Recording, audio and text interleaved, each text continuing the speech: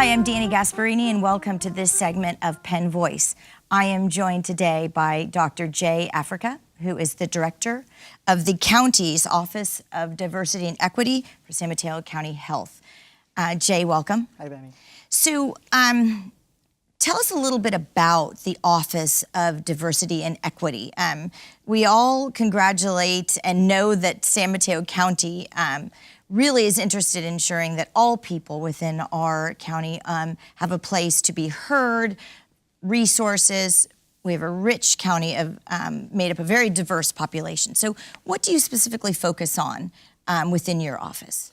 So the Office of Diversity and Equity is really unique. That its main goal is to serve all different kinds of people because the needs are very different. Mm-hmm. You know, language, talking to them about some of their issues, community engagement. So we are trying to ensure that everybody, every individual has all the opportunities and the resources to get the services that they need. Right, and you're also too within the county health program. So you're probably all too focused on wellness and health and what makes individuals be well. Be well, thank you. Yes. So let's drill down now to specifically what we're here to talk about, and that is the LGBT community and some of the resources that the county is now focused on. So tell me a little bit about the programs, and also too, there's a new county center. Yeah, well, you know, in a few weeks, it'll be June, which is Pride Month.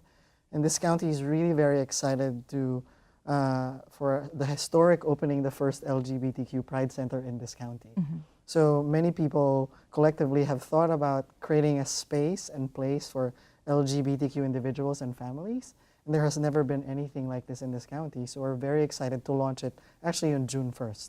And I agree that not only the physical space is very unique, but the resources and information, education, and the programs within it are very unique. So tell us how we're sort of encompassing the whole person within this physical space. Yeah, you know, what's unique about it is that it's sort of this one-stop shop that provides behavioral health services, community resources, and will be an online sort of a hub of resources specifically for the LGBTQ community.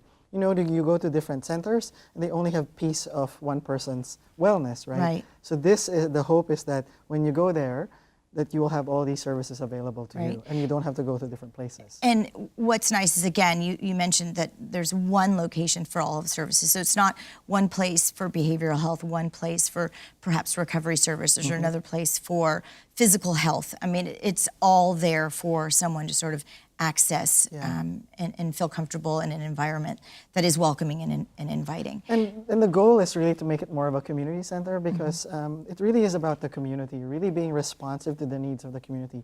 To grow up in San Mateo County, to feel like that you have a space for you and that you are valued as a resident here is really a great feeling. And so you don't have to have a reason to go to the center. Friday afternoon, you don't have to go home. It's your happy place too. Right? So I know that they're thinking about the programming for older adults, for youth, for students. There's a book club, there's AA. So you don't have to have a reason to go there. It's just you want to go to a place that feels that you can talk to people and feel like valued. And as any rec center or community center would be. You've got classes that might deal with how to begin a quilt. Yeah. So that's the point, is to really that there's social activities, there's behavioral health services.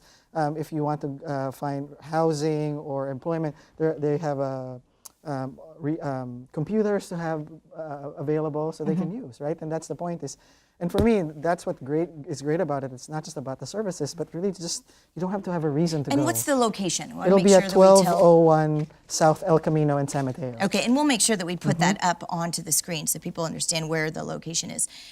You obviously have within the Office of Diversity and Equity a website, probably lists all of the kinds of programs and things that you are dealing with within the county's mental health services. Where can people find information, or how do people become involved? Well, a lot of the work that my office does is in the community, so we try to be part of many of the community events. It's on our website.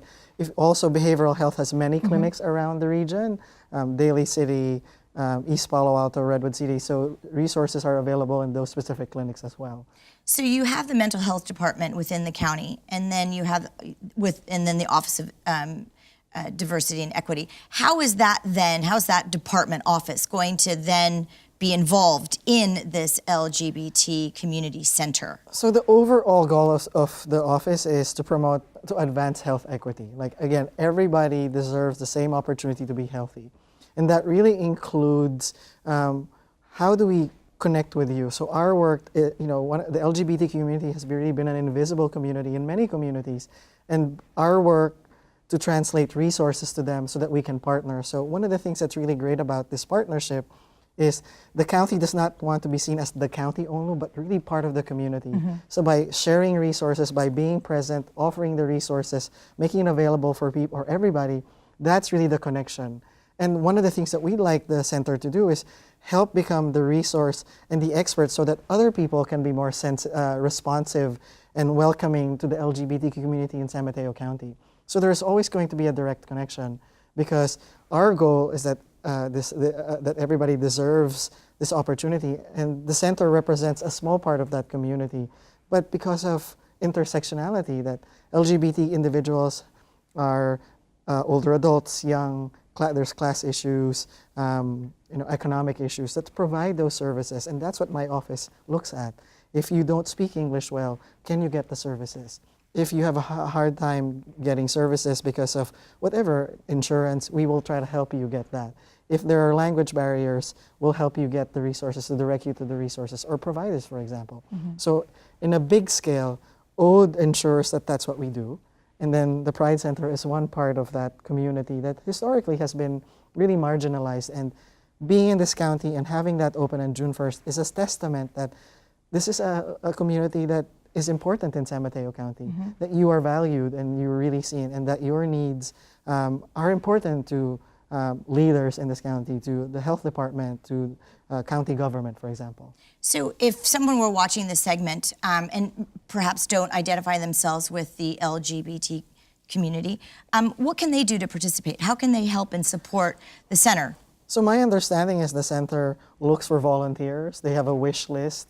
But even as an ally or a supporter to come and say that even I'm not part of the LGBT community, I am part of this community. I am part of this community. I want you to be healthy because actually health is affected by everybody. If one population or one segment of our population isn't healthy, it affects everybody. Right. And so as an ally, and if you're not part of that, showing up and saying I support you, volunteering your time, they have a wish list of things that they need to really operate the center. Do that. When they do fundraising, for example, be part of their board or their community advisory board. So those are really opportunities. So it brings up a great question. So the health experts that will be part of this resource center, this community center, are they all employees of the county, or are you looking for volunteers outside of the county offices of mental health? So one thing that's really unique about this, it's really a collaborative of multiple agencies that are working together. And that's innovative about the center, is that it's not just county driven, it's really bringing the collective impact of all those agencies with partnership from county, that really we have to work together to have successful results. So anybody can actually participate. They're looking for community volunteers. They're looking for experts. They will do trainings, community events. So anytime that people want to share their expertise or their time, I think will be really valuable. So it sounds like there are ongoing services, and then you're also going to have those one-time workshops or those one-time conversations that people can sign up and attend, or if someone sort of needs a resource, they know they can come to this county center and find out where they need to go for that particular resource or need or education. And anything that I think has, not just be just with the LGBT community, but really everybody, right? Right. We talk about inclusiveness, right? So it's not just LGBTQ or older adults or poor people, it's everybody, that we are all San Mateo County residents and we all look out for everybody's health. Well, I think this center is just a great example of not only San Mateo County, but a formula for how to be inclusive for all populations and for all of us here in Redwood City, in San Mateo County. So thank you, Jei, for bringing this important new center resource to all of us in San Mateo County. And we look forward to hearing a little bit about the opening and some of the programs and successes after the opening of the center. Yeah, thank you. Thank you for joining us. And thank you and all of you. See you next time on Penn Voice.